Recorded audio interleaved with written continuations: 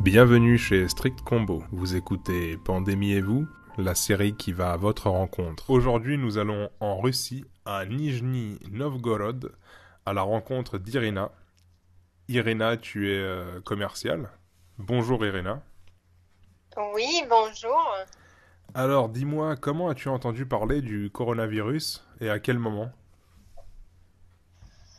Oh, hmm, je pense c'était en février quand on a commencé à parler de la Chine, de cette explosion du virus en Chine.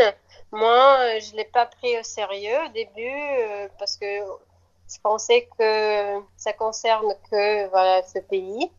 Euh, et jamais pensé que voilà, ça va arriver plus loin en Europe, en Russie, même si on est assez proche.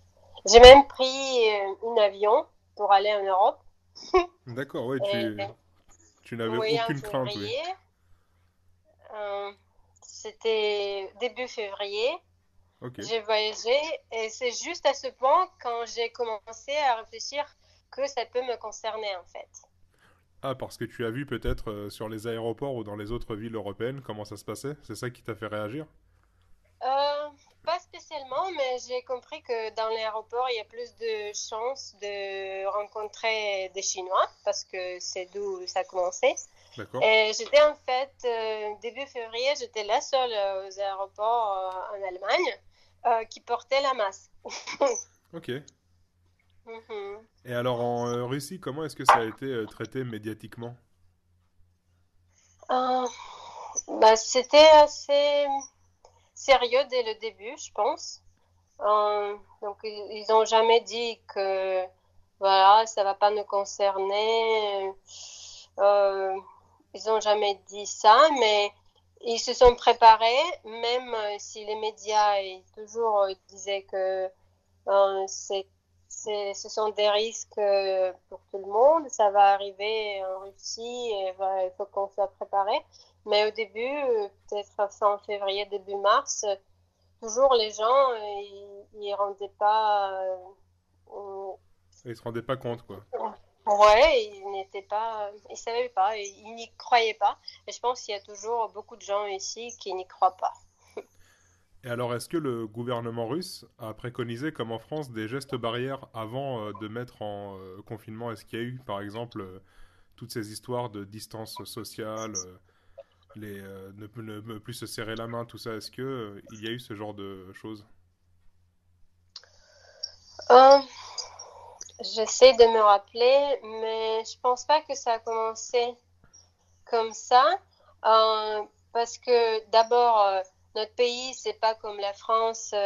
On est assez distant, on garde la distance, on fait pas des bisous. Voilà, c'est juste entre des amis et des proches. Euh, et c'était pas comme ils ont commencé la communication et ils ont d'abord, je me rappelle, notre président, il a annoncé des vacances prolongées. Il n'a même pas Ah les oui, ok. appelé. C'était à la Oui, façon douce, c'était plutôt à la cool. c'était ça. D'accord. Oui, oui, c'était vraiment ça. Il n'a pas dit une quarantaine, quoi que ce soit. Mhm. C'est juste, s'il vous plaît, prenez 2 semaines de vacances, payez, et voilà, restez à la maison. C'était ça, je pense, la première euh, invitation D'accord. C'était conseil. une réaction beaucoup plus détendue, on va dire, qu'en France. C'est vrai. Oui, Et alors, oui. dis-moi, d'après ce que j'ai compris, tu me corriges si je me trompe, bien sûr, vous êtes quand même confiné en Russie depuis le 30 mars? Oui, fin mars. Oui, à peu D'accord. près ça. Et alors, Mhm, vu que la Russie est une fédération, comment ça se mhm. passe? Est-ce que toutes les villes fonctionnent de la même manière ou est-ce que, par exemple, il y a des endroits qui sont confinés et pas d'autres? Euh, En ce moment, tous les endroits, toutes les parties de la Russie sont confinées, D'accord. mais il y a quand même euh, euh, un peu de liberté pour les gérants de chaque région parce qu'ils peuvent imposer plus de restrictions. Par exemple, dans ma région, il y a plus de restrictions que dans d'autres parce qu'il y a plus de cas, on est plus proche à Moscou, et il y a des régions où la plupart des gens sont déjà rétablis et il n'y a pas besoin de confinement strict. Donc, c'est pas exactement les mêmes règles pour Mhm. tout le pays. Mhm. D'accord. Et alors, comment se passe ton quotidien de confiné? Quelles sont les nouvelles choses? Comment est-ce que tu le prends? Comment tu vis ce quotidien de confiné maintenant? C'est dur. C'est dur. Peut-être le plus dur, c'est de ne pas voir des amis, des proches ou juste des gens dans les rues. Euh, Après, au niveau du travail, ça n'a pas beaucoup changé pour moi parce que heureusement, j'ai déjà travaillé à distance. Donc, j'ai pas perdu le travail et euh, financièrement, c'est assez stable. Euh, mais voilà, c'est juste plutôt des effets euh, sur le moral. Oui, j'imagine, oui. Ça doit Oui. pas être facile, oui. Ouais, on apprend des choses comme faire des commandes d'un Oui. supermarché en ligne, ce que j'ai jamais fait avant. Il y a des nouvelles Ouais, habitudes qui s'installent comme ça. c'est ça, ouais. Est-ce Mhm. qu'il y a, est-ce que tu connais, toi, des gens qui sont touchés par ce coronavirus dans ta famille ou dans ton entourage? Heureusement, non. D'accord. La Russie, non, la Russie n'a pas beaucoup touché, je dirais, par Mhm. rapport aux autres pays. Donc non, je connais pas, mais j'entends que voilà, il y a des médecins qui sont décédés ou euh, juste on en parle beaucoup, hein. Oui. Mais moi je connais personne. Oui, puis il faut dire que la Russie est un territoire immense. Alors, Ouais. ça doit être aussi compliqué de récolter toutes les informations et d'avoir une vue assez large. Déjà qu'en France, c'est très très dur. Alors, C'est j'imagine ça. que dans un pays aussi grand que le tien, ça doit être encore plus compliqué. Et alors, dis-moi, est-ce qu'en Russie, vous avez eu des problèmes au niveau masque ou des choses comme ça? Comme ici, enfin, je te dis ça parce qu'en France, je sais pas si tu es au courant, mais il y a des énormes problèmes au niveau des masques, des choses en fait qui paraissaient assez banales. Et ben en fait, Mhm. il y a des manques. Alors, est-ce qu'en Russie, il y a des choses comme ça ou pas du tout? Oh oui, bien sûr, il y a toujours une demande pour les masques et je pense pas qu'on peut les trouver dans les pharmacies, mais les gens, ils ont commencé à fabriquer les D'accord. masques pour eux-mêmes. Et pour les médecins, je pense, ça peut être vraiment un grand problème. Donc ça, on a eu de la chance parce que l'épidémie, elle a commencé un peu plus tard. Je pense qu'on était Ouais. 2, 3 semaines de retard après l'Europe. Donc on a eu de la chance pour se préparer au niveau des autorités, voilà, même pour construire des hôpitaux. Et il y avait D'accord. 5 hôpitaux, je pense, en Russie qui ont été construits dans un mois. Ah oui, c'est énorme. Mhm. Oui, oui, Ça, c'est impressionnant, oui, complètement. oui. Et alors, dis-moi, est-ce qu'il y a quand même des bons côtés à ce confinement? Est-ce qu'il y a quelque chose qui ressort de positif ou pas du tout? C'est dur à imaginer des bons côtés, non, c'est vraiment une tragédie. Ouais, donc Euh, vraiment rien, quoi. ouais, les gens sont devenus plus gentils, plus peut-être, euh, ils font plus de compromis, c'est tout. D'accord. Ouais, donc tu sens que dans l'entourage, le voisinage, c'est un peu plus cool, quoi. Il y a ça qui est quand même bien, ouais. Oh, juste un petit peu, oui. Ouais, ok, ok. Ouais. Et toi, tu es confiné dans quelles conditions? Ça veut dire? Ça veut dire, bah, est-ce que tu es seul? Est-ce que tu es dans un appartement ou dans une maison? Comment ça se passe Oui, dans les conditions, voilà. Comment oui, oui, j'ai de la chance, j'ai mon appartement, donc je vis seule. Euh, je peux ne pas avoir beaucoup de contacts. D'accord, Euh, oui, donc ok. peut-être pour mes amis qui travaillent à la maison à deux, avec 2 enfants, ça peut être vraiment beaucoup plus sérieux et dur. Ah oui, oui, c'est vrai que cette promiscuité, bah, moi aussi, depuis le confinement, c'est vrai qu'on est tous ensemble à la maison. Ah Et oui, il y a des moments où des fois, c'est vrai que c'est difficile, notamment ah avec oui, les ça peut enfants, exploser, quand il y a beaucoup de demandes. j'imagine. C'est vrai que c'est pas facile. Mais on a la chance d'avoir un petit jardin, tout ça, donc on n'a pas trop à se Mhm. plaindre, quoi. Ça va, ça va. Et, Oui. Ici ouais, aussi, il y a une petite chose à rajouter parce que les Russes, ils ont d'habitude, ils ont des petites maisons d'été, disons. oui, Euh, Beaucoup de familles ont ça juste en dehors de la ville, pas loin. Et donc ça, c'est aussi permis. Donc, comme nous, la plupart des Russes habitent dans les appartements. Donc, pour le week-end, c'est toujours permis qu'on vraiment qu'on parte et qu'on aille à la campagne juste pour être pour prendre de l'air. ok. Oui. Ah, ça, c'est Oui. intéressant, Mais oui. C'est vraiment, tu c'est comme restes dans la dans banlieue. ta famille. Pardon? C'est comme dans la banlieue de la ville, autour. C'est ça, oui. D'accord. Oui, tu peux pas voir d'autres gens, tu restes dans ta famille, mais tu changes un peu de locaux. Ah ouais, complètement, oui, c'est vrai, c'est vrai. Mhm, Bah, c'est sympa cette façon de voir justement la maison de vacances proche de la mhm. ville, mais un peu. J'imagine que ça doit être une ambiance un peu plus campagne alors. C'est ça, oui, Ok. c'est plus nature. Ah oui, Mhm, parce que nous, ici en France, je ne sais pas si tu sais, mais dans les grandes villes, et ben mhm. la banlieue, donc les petites villes autour, ça va être des endroits qui sont beaucoup plus pauvres, qui sont Oui, dans la misère profonde, et c'est un peu comme des couronnes comme ça autour des grandes villes oui, où c'est c'est le vrai. désastre total, quoi. Donc on s'imagine pas comme ça que c'est possible qu'il y ait Mhm. de jolies banlieues. Mais C'est pas tellement joli, mais ouais, c'est la nature et c'est juste en plein air. c'est le calme, quoi. C'est le repos de Mhm. l'esprit. Ah, c'est bien, ça, c'est bien. Ouais. C'est bien, c'est bien, c'est bien. Tu vois, il y a plein de choses à retenir, hein. Ça, c'est intéressant, tu vois, aussi. Et alors, dis-moi, est-ce que vous avez des dates sur la fin du confinement ou un début de reprise de vie normale? Pas encore.